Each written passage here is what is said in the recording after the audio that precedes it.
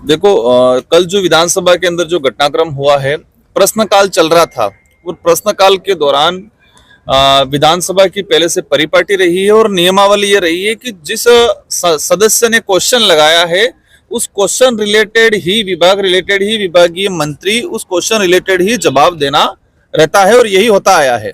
लेकिन पता नहीं कल अविनाश जी गहलोत द्वारा जिस तरह से अचानक इंदिरा गांधी जी तुम्हारी दादी, इस तरह से 2-3 अपशब्द जो बोला गया, मैं कहता हूं कि इस तरह से अपशब्द किसी को नहीं बोलना चाहिए। और बोलना चलो ठीक है, कुछ इशू हो, इंदिरा गांधी से रिलेटेड कोई स्पीच हो, कोई बात हो, अगर वो बोला हो समझ में आए।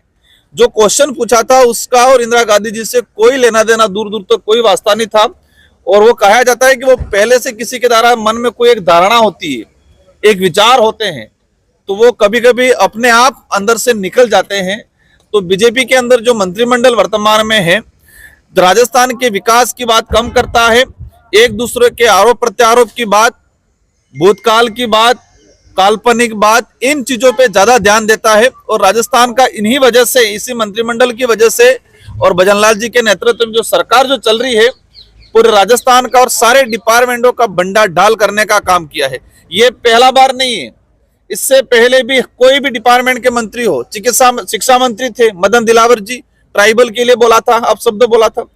कोई भी डिपार्टमेंट का मंत्रियों को शायद ट्रेनिंग दिया जा रहा है कि आप किसी क्वेश्चन में फंसते हो तो उस दौरान आप दूसरे मुद्दा भटका दो। मतलब मेन मुद्दों से भटकाने का जो तरीका चल रहा है वर्तमान सरकार के द्वारा, ये राजस्थान के हित में नहीं है। हम लोग विशेषकर राजस्थान, मध्य प्रदेश, गुजरात और महाराष्ट्र, 3-4 राज्यों के अंदर हमारी पार्टी ग्रोथ कर रही है। और आज आप सभी चैनल के साथियों के द्वारा जोधपुर में विशेषकर मैं आप सबके जानकारी में, शायद जानकारी में होगा कि बहुत कम समय में भारत आदिवासी पार्टी एक राज्य पार्टी का दर्जा मिला है। ये हमारे लिए और पूरे देश के इतिहास में पहली बार हुआ है कि सबसे कम समय में 1 साल के अंदर 4 विधायक, 1 सांसद और राज्य पार्टी का दर्जा मिला है। हमारे लिए काफी बड़ी उपलब्धि है और हम कोशिश करेंगे कि इस मारवाड़ क्षेत्र में भी धीरे धीरे हमारी पार्टी का विस्तार करेंगे।